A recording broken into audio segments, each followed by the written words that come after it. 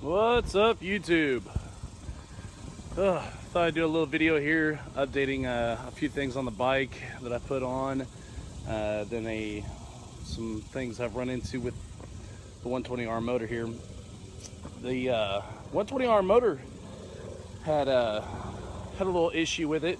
I don't know if it was from the pothole that I hit or if it came like this from Screamin Eagle, but I ended up hitting a pothole a little while back, and underneath the oil filter there's the motor mount bracket cracked, so I had to replace the crankcase on it.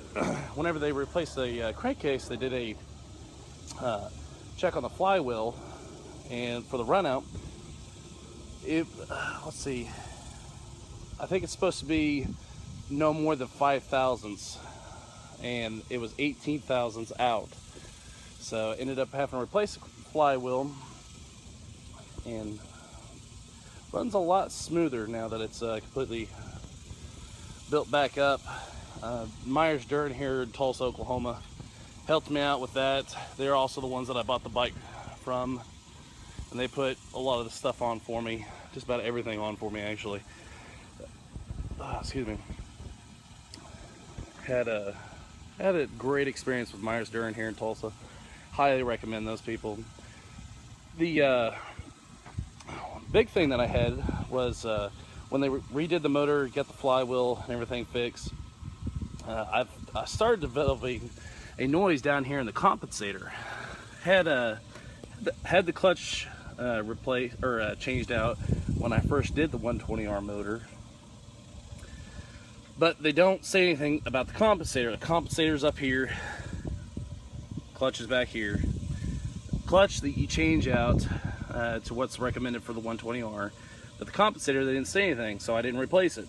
Well, compensator, this thing started making so much noise, it sounded like the chain was in there flopping around, so ended up changing it out to the Screamin Eagle, and it is amazing how much better this thing rides.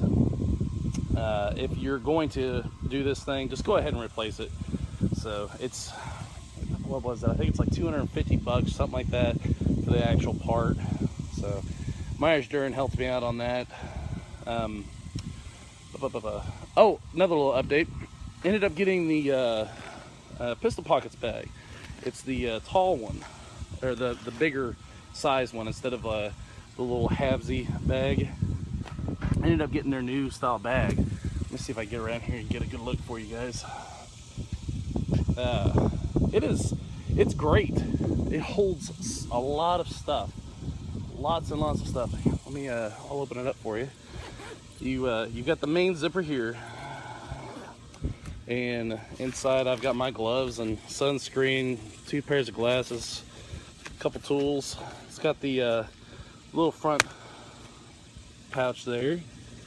Has another little pouch up in the front. It's got a little plastic clear on there so you can see what's in it, but it expands out.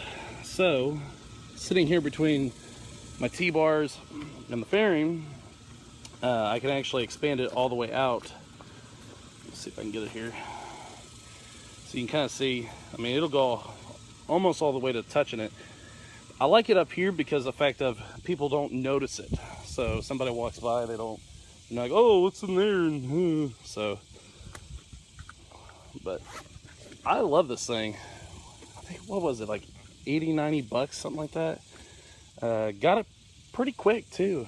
So they've been selling these things like hotcakes. So I mean, it takes a little while, but the other little update that I'm gonna tell you about is the fairing here. So went and bought, I've had this thing since I've had the bike pretty much. It's the Conley fairing. They've got their nice little sticker that you cannot remove, and I highly don't recommend these people. John Conley is the main person, and because of the fact of, one, don't get me wrong, the fairing is nice. It's a nice fairing. It's held up. There was a couple little blemishes straight from them. But, you know, I'm not going to be picky. It's a bike. You know, things are going to hit it. It's going to get dinged up. So it is what it is. Ended up putting the quick releases on here because I wanted to be able to take it off. But putting the quick releases on makes it to where the headlight is recessed. You know, most of them, they stick out flush with the actual fairing. So, but, you know, it's not that big of a deal. There's a little bit of light that gets inside whenever I put my high beams on. So, but I'm not too worried about it. I still see plenty fine. But I think it's kind of shitty that, you know, screws are rusting. I've had it, what, 4 or 5 months. Rubber's already cracking on it. I live in Oklahoma, so I mean, yeah, the humidity is a little high here, but I guess I could put a little touch-up paint on there. But I mean, shit, I shouldn't have to do that. I haven't put a tool to that to remove paint or anything. So I think that's kind of crappy, but whatever, no big deal. The main reason why I don't like John Conley is because of the fact of the one that I purchased. It was full fiberglass. This is the one that this is fiberglass and plexiglass. I wanted the full fiberglass one because, you know, over time these will crack, they scratch up, and, you know, I didn't want the screw looks here. Just completely fiberglass. It's really nice. You know, he makes a good looking product. But he decides he's gonna ship me this one and then charge me the price of this one and the overnight shipping on it. After I hadn't had it I didn't get it for a month and a half. So he decides he's gonna do that. You know, that's one thing. You know, no big deal, I'll take care of that. I'm not gonna bitch about that. But what pissed me off about this dude is I bought the saddlebags as well. Same time, back in February. 3 months later, I start calling him. They're like, hey, where's my saddlebags? Oh, I'm gonna ship them out in 2 weeks. You know, we've had problems with the run and all this. It's the Generation 2 bags. Well, never got them. He told me 2 different times that he was gonna ship them out in 2 weeks. Never got them. Told him to refund my money. And he never did.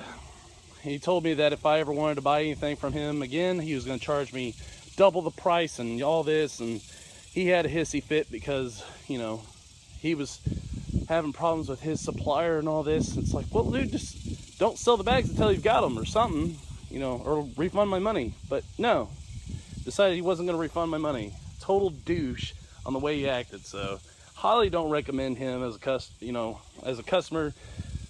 I shouldn't be treated like that. So I went and bought to leatherpros.com and bought their saddlebags, which is exactly the same style, the Retro T Sport bags, or whatever they're called, that was on the FXR bikes back in the 90s that Harley supplied.